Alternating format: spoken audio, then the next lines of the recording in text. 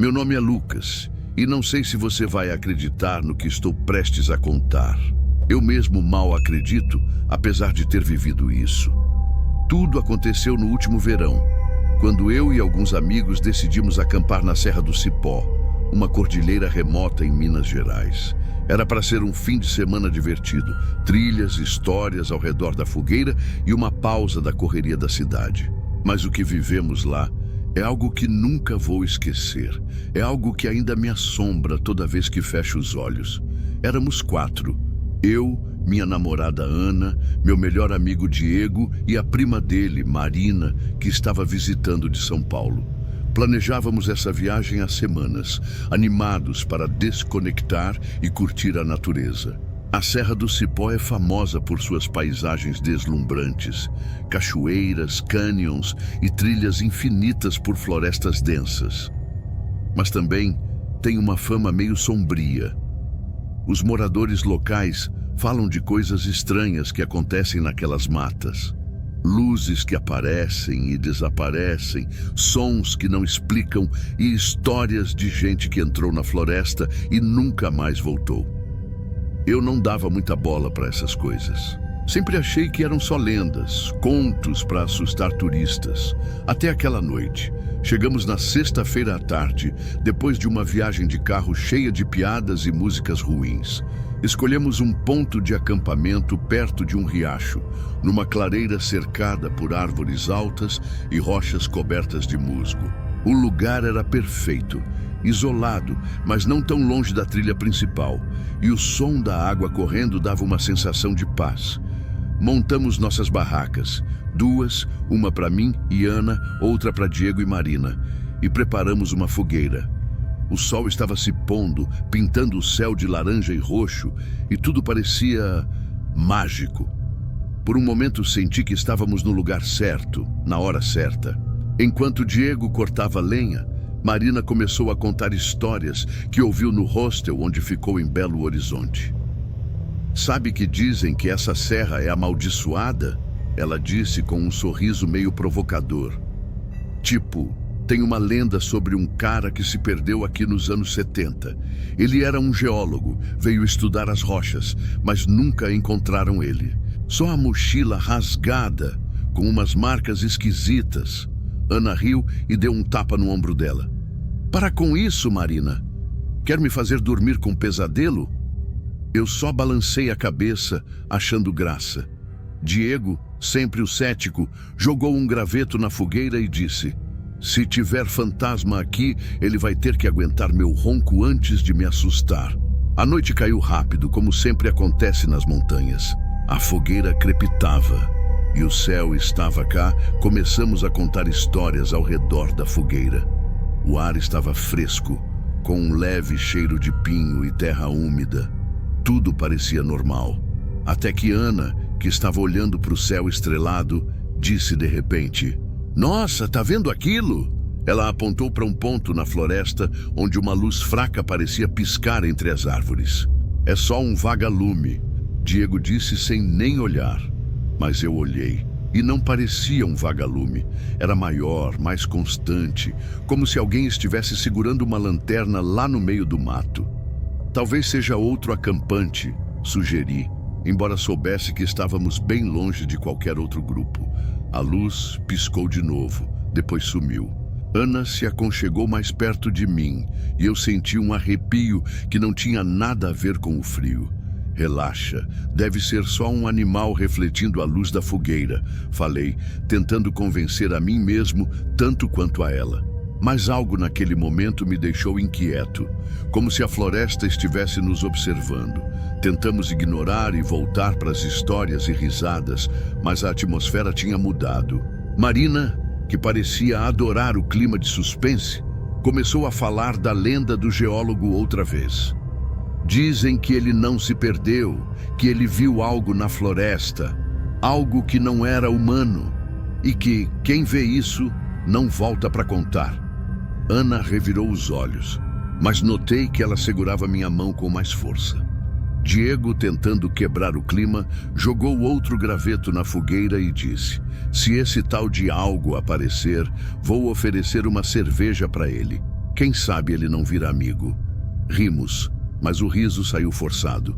A floresta parecia mais escura agora, os sons mais nítidos, o farfalhar das folhas, o estalar de galhos, o murmúrio do riacho. Cada barulho fazia meu coração acelerar um pouco. Decidimos que era hora de dormir. Apagamos a fogueira, guardamos as coisas e entramos nas barracas. Ana se aninhou contra mim e eu senti o calor dela me acalmando. "Tá tudo bem, né?" Ela sussurrou. "Tá, amor, só lendas", respondi, beijando a testa dela. Mas enquanto tentava dormir, não conseguia tirar aquela luz da cabeça. Não sei quanto tempo passou, talvez 1 hora, talvez menos, quando ouvi um som, um estalo, como se alguém tivesse pisado num galho seco. Meus olhos se abriram na mesma hora.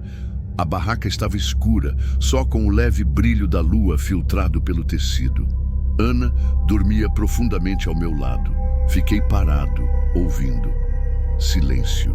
Então, outro estalo. Mais perto. Meu coração disparou.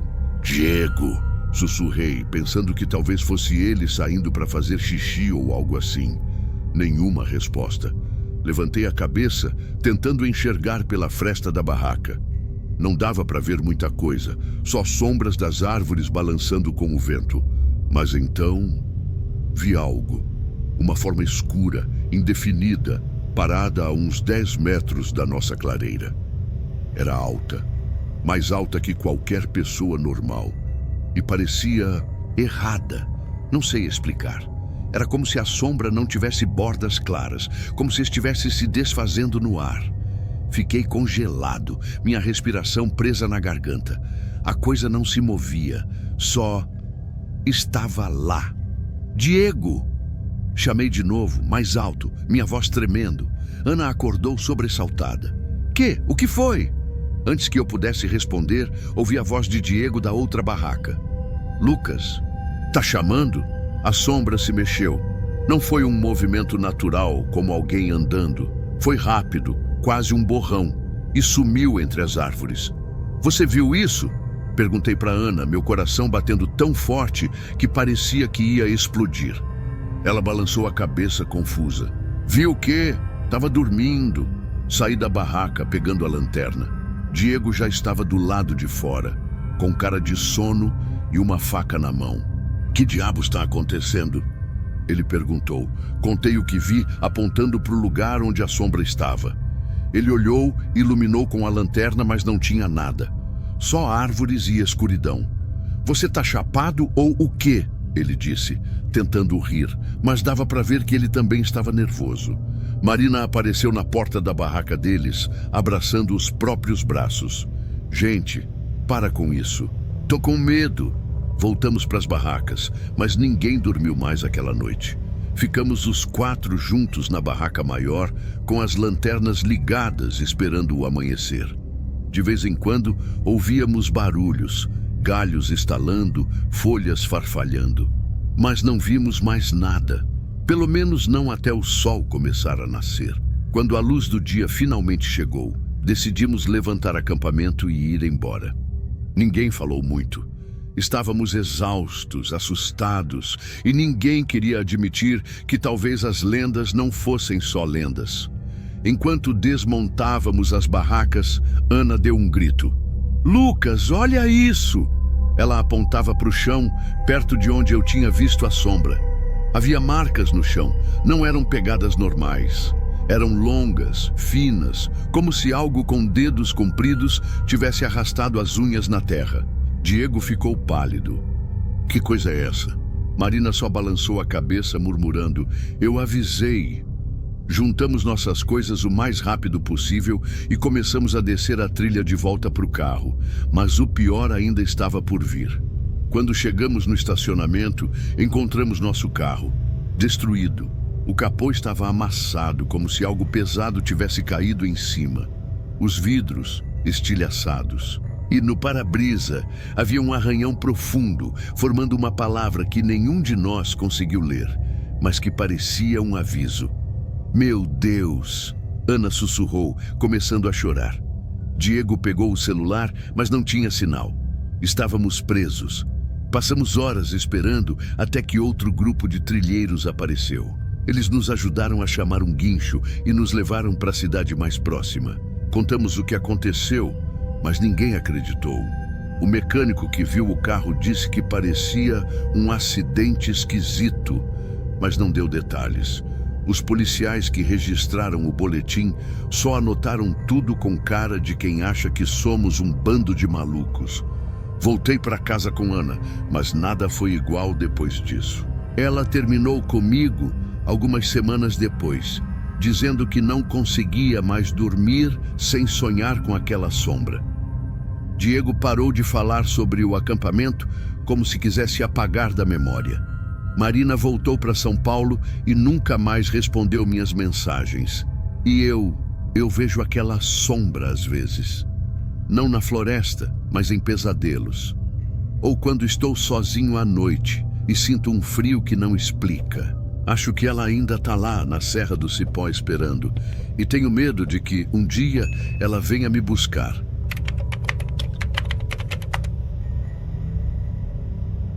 Meu nome é Cláudio, e o que vou contar aconteceu há pouco mais de um ano, numa viagem que fiz com meus amigos para uma reserva florestal no interior do Paraná.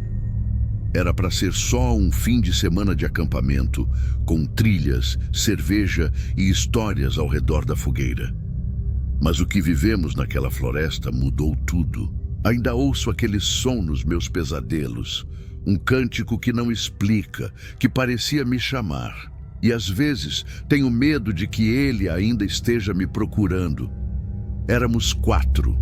Eu, meu amigo de infância Bruno, o irmão mais novo dele, Felipe, e o cara que trabalhava com a gente, Marcos. A ideia do acampamento veio do Bruno, que estava obcecado por voltar à natureza depois de passar meses trancado no escritório. Ele encontrou essa reserva, um lugar chamado Mata do Jacarandá, que ficava a umas 4 horas de Curitiba. É perfeito, Cláudio, ele disse. Quase ninguém vai lá, tem trilhas, um rio e dá para montar barraca sem ninguém enchendo o saco. Eu topei na hora. Felipe, que tinha 19 anos e vivia grudado no celular, só foi porque Bruno praticamente o obrigou. Marcos, que era mais quieto, disse que precisava de um tempo longe da cidade. Então, marcamos para o feriado de Corpus Christi. Chegamos na sexta à tarde, depois de uma estrada de terra que quase acabou com o carro do Bruno. A reserva era exatamente como ele descreveu. Uma floresta densa, com árvores tão altas que mal dava para ver o céu, e um silêncio que parecia engolir qualquer barulho. O ar cheirava a folhas molhadas e resina. Encontramos uma clareira perto de um riozinho, com espaço para montar as barracas e fazer uma fogueira. Era isolado, mas não tão longe da entrada da reserva, o que me deixou mais tranquilo. Ou pelo menos era o que eu pensava. Enquanto montávamos o acampamento, um cara apareceu. Ele era um guia local, chamado Seu Zé, que cuidava da manutenção das trilhas. Era um homem magro, com a pele marcada pelo sol e um jeito sério que não combinava com o sotaque amigável. Vocês vão ficar aqui? Ele perguntou, olhando para a clareira, como se não gostasse do lugar. Bruno, sempre extrovertido, respondeu: Sim, senhor, uns dias de paz, sabe? Seu Zé franziu a testa. Cuidado à noite, não saiam da clareira, e se ouvirem alguma coisa, não vão atrás. Eu ri, achando que era só papo de velho para assustar forasteiro. Que coisa, seu Zé? Lobo? Onça? Perguntei brincando. Ele só balançou a cabeça. Não é bicho, só não vão atrás. Ele deu as costas e foi embora, deixando a gente com cara de bobo. Marcos, que estava armando a barraca, murmurou: Que cara esquisito. Felipe, já grudado no celular, nem prestou atenção. Bruno deu de ombros e disse: Relaxa, é só lenda de interior, vamos curtir. E foi o que fizemos. Passamos a tarde explorando a trilha mais próxima, tirando fotos do rio e zoando o Felipe, que tropeçou numa raiz e quase caiu na água. Quando o sol começou a se pôr, voltamos para a clareira, acendemos a fogueira e abrimos as cervejas. Tudo parecia perfeito.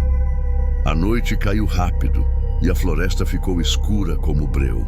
A fogueira jogava sombras nas árvores, e o som do rio, misturado com o crepitar da lenha, dava um clima meio hipnótico. Estávamos contando histórias. Na maioria, besteiras sobre o trabalho ou coisas engraçadas da escola. Quando ouvi algo, era fraco, quase imperceptível, como um zumbido vindo da mata. Parei de falar no meio da frase, tentando entender o que era. "Que foi, Cláudio?" Bruno perguntou, notando minha cara. "Tá ouvindo isso?" Respondi, apontando para o lado da floresta. Eles ficaram quietos, mas ninguém ouviu nada. "Você tá bêbado, cara?" Felipe riu, balançando a lata de cerveja. Mas eu não estava bêbado. O som estava lá, baixo, mas constante. Não era um zumbido, percebi. Era mais como um cântico. Tentei ignorar. Talvez fosse só o vento ou minha cabeça pregando peça. Voltamos para as histórias, mas o som não saía da minha mente. Ficava mais claro, mais próximo, como se alguém estivesse cantando lá no fundo da mata. Não era uma música com palavras, mas uma melodia estranha, quase bonita, que parecia me puxar. "Vocês não estão ouvindo mesmo?" Insisti, agora mais sério. Marcos inclinou a cabeça como se tentasse escutar, mas balançou a cabeça. "Nada, cara, só o rio." Bruno me olhou, meio preocupado. "Tá tudo bem, Cláudio? Quer outra cerveja?" Eu forcei um sorriso e disse que sim, mas meu estômago estava embrulhado. Quando fomos dormir, o cântico ainda estava lá. Dividimos as barracas, eu com Bruno, Felipe com Marcos. Deitei no saco de dormir, mas não conseguia fechar os olhos. O som vinha em ondas, às vezes mais alto, às vezes quase sumindo, mas nunca parava. Era como se estivesse me chamando, sussurrando o meu nome. "Cláudio", parecia dizer. Meu coração acelerou. Tentei acordar o Bruno, mas ele estava apagado, roncando alto. Fiquei olhando para o teto da barraca com a lanterna na mão até que o cântico parou, de repente. O silêncio que veio depois era pior. Era pesado, como se a floresta estivesse prendendo a respiração. Na manhã seguinte, contei para os caras o que ouvi. Felipe riu, dizendo que eu devia ter sonhado. Marcos ficou quieto, só ouvindo. Bruno, que me conhece desde criança, percebeu que eu estava falando sério. "Se você ouviu algo, a gente pode checar hoje. Mas não vai pirar, tá? É só uma floresta." Eu assenti, mas não estava convencido. Enquanto tomávamos café, notei algo estranho. Havia pegadas ao redor da clareira. Não eram nossas. Eram pequenas, como de criança, mas profundas, como se quem as fez fosse muito pesado. "Que porra é isso?" Marcos disse, apontando para as marcas. Bruno tentou explicar.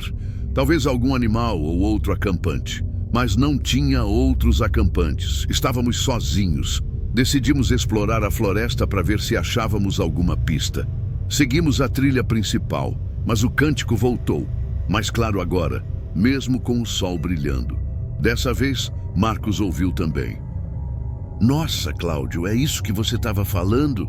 Ele perguntou pálido. O som parecia vir de uma direção específica, mais fundo na mata. Felipe, que estava na frente, parou de repente. "Gente, olha ali!" Ele apontou para uma trilha estreita, quase escondida entre as árvores. No chão, mais pegadas, e no final da trilha dava para ver uma clareira com algo brilhando no centro. Contra meu instinto, fomos atrás. O cântico ficava mais alto a cada passo, e agora todos ouvíamos. Era hipnótico, como se estivesse nos puxando. Quando chegamos na clareira, encontramos um círculo de pedras, cada uma com símbolos entalhados que eu nunca tinha visto. No centro, uma pedra maior, coberta de musgo com aquele brilho que vimos de longe. Era como se a pedra estivesse pulsando com uma luz fraca, verde. "Isso não está certo", murmurei. Bruno, que sempre foi o mais corajoso, deu um passo à frente. "É só uma formação antiga, tipo um sítio arqueológico." Mas ele não parecia convencido. Foi aí que o cântico parou.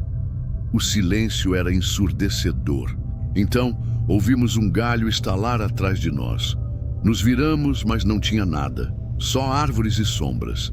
Vamos embora, Felipe disse com a voz tremendo.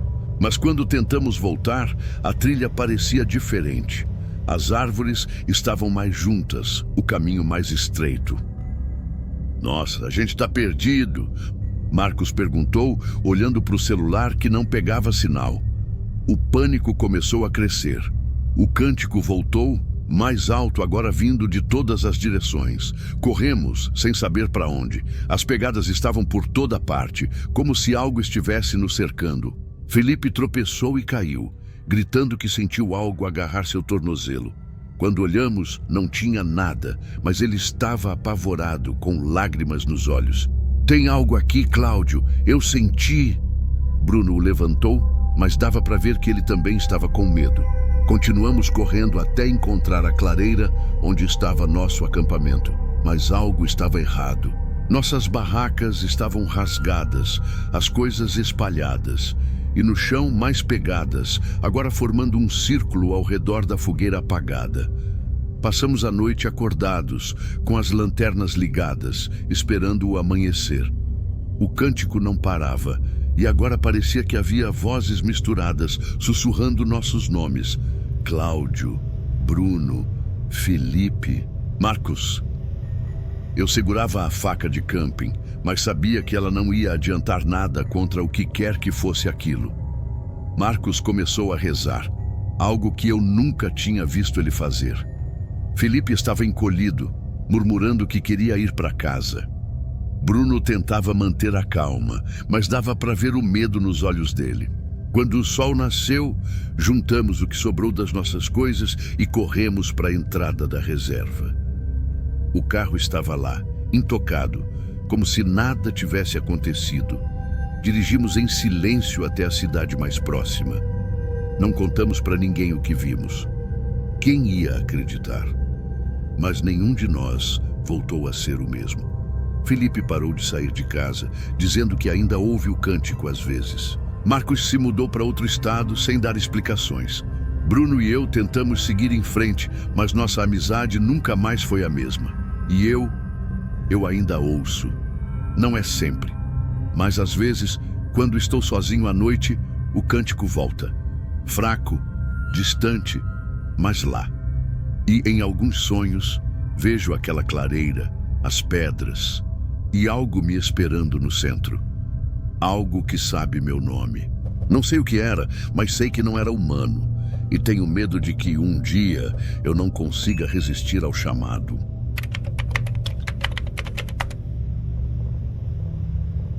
Meu nome é Rafael, e eu sempre achei que a solidão era minha amiga. Como fotógrafo amador, passava horas sozinho, caçando a luz perfeita, o ângulo certo. Mas, depois do que aconteceu nas montanhas de Santa Catarina, no inverno passado, a solidão virou algo que me assombra. O que vivi naquele acampamento mudou tudo. Ainda vejo aquelas pegadas na minha mente, sinto aquele olhar na escuridão. E às vezes, quando o silêncio é grande demais, acho que ainda estou sendo seguido. Tudo começou porque eu queria tirar fotos noturnas do céu. Sou fascinado por astrofotografia, capturar estrelas, nebulosas, a Via Láctea em toda sua glória. Um amigo meu, o Tiago, tinha me falado de um lugar perfeito. A Serra do Rio do Rastro, uma cadeia de montanhas com pouca poluição luminosa, ideal para esse tipo de foto. É isolado, Rafael, ele disse, mas se você quer um céu limpo, não tem lugar melhor.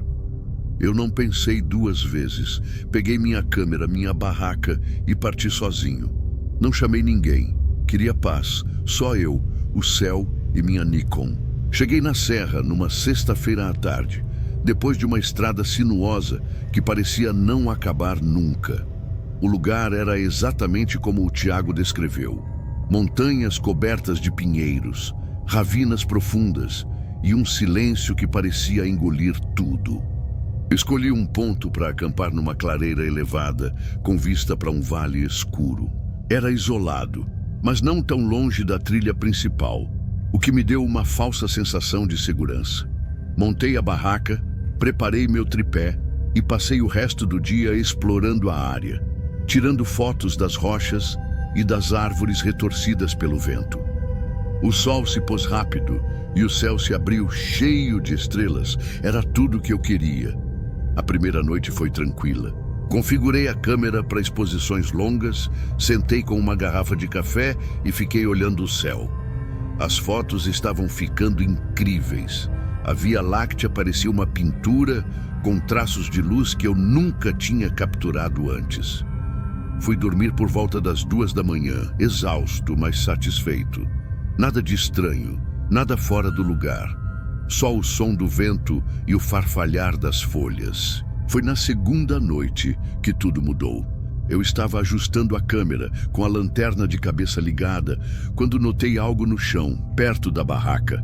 Pegadas, não eram minhas. Eram grandes, maiores que qualquer pé humano, mas também não pareciam de animal. Tinham 5 dedos, como os de uma pessoa, mas eram compridos, finos, com marcas que pareciam garras. Meu coração acelerou. Olhei ao redor, iluminando a clareira com a lanterna, mas não vi nada. Só a escuridão e o contorno das árvores. Calma, Rafael, murmurei para mim mesmo. Pode ser um bicho, um urso talvez. Mas eu sabia que não tinha urso naquela região. E aquelas pegadas, elas pareciam erradas. Peguei a câmera e tirei fotos das marcas, pensando que talvez pudesse identificar o que era depois. As pegadas formavam um semicírculo ao redor da barraca, como se algo tivesse andado em volta enquanto eu estava distraído. Fui até a borda da clareira, seguindo as marcas, mas elas sumiam na mata, onde o chão era coberto de agulhas de pinheiro. Voltei para a barraca, trancado por dentro, como se o zíper fosse proteger alguma coisa. E passei a noite acordado, com a faca de camping na mão. Não ouvi nada, mas a sensação de que algo estava me observando não saía da minha cabeça. Na manhã seguinte, examinei as pegadas à luz do dia. Estavam lá, claras como na noite anterior, mas agora pareciam mais profundas, como se o que as fez tivesse ficado mais tempo no mesmo lugar. Tirei mais fotos, tentando manter a calma. É só um animal, repeti, mas minha voz tremia. Decidi ficar mais uma noite. Eu tinha vindo para tirar fotos, droga, e não ia deixar um bicho qualquer me assustar. Mas, enquanto o sol descia, o medo voltou, mais forte. Aquela noite foi pior. Estava ajustando a câmera quando ouvi um som. Um arranhar baixo, como unhas raspando no tecido da barraca. Congelei. O som parou, mas segundos depois veio de novo, mais insistente. Peguei a lanterna e iluminei o interior da barraca, esperando ver alguma sombra do lado de fora. Nada. Saí com a faca na mão e olhei ao redor. As pegadas estavam de volta, agora mais próximas, a poucos centímetros da entrada. E dessa vez, havia algo novo. Arranhões na lona da barraca, longos e profundos, como se algo tivesse tentado entrar. Meu instinto gritava para eu fugir. Mas era noite, e eu não conhecia as trilhas bem o suficiente para descer a serra no escuro. Voltei para dentro, tranquei o zíper e fiquei sentado, com a lanterna ligada, ouvindo. O arranhar parou, mas agora havia outro som. Um estalo, como galhos quebrando, vindo da mata. Era ritmado, como se algo estivesse andando devagar, circulando a clareira. Fechei os olhos, tentando me convencer de que era só um animal. Mas então ouvi algo que fez meu sangue gelar. Um sussurro. Não era uma voz clara, mas um som rouco, gutural, como se o vento estivesse tentando falar. Peguei a câmera, mais por desespero do que por qualquer outra coisa, e comecei a filmar. Ajustei para o modo noturno e apontei para as árvores. A imagem estava granulada, mas por um segundo vi algo. Uma figura alta, magra, parada na borda da clareira. Não dava para ver detalhes. Era só uma silhueta, com braços longos demais e algo que pareciam olhos brilhando na escuridão. Desliguei a câmera na mesma hora, como se isso fosse fazer a coisa desaparecer. Meu coração batia tão forte que eu mal conseguia respirar. Passei o resto da noite assim, encolhido, com a faca na mão, esperando o amanhecer. Quando o sol nasceu, Saí da barraca e vi que as pegadas estavam por toda a parte agora, formando um círculo completo ao redor do acampamento. Os arranhões na barraca eram mais profundos e havia marcas novas no tripé da câmera, como se algo tivesse tentado derrubá-lo.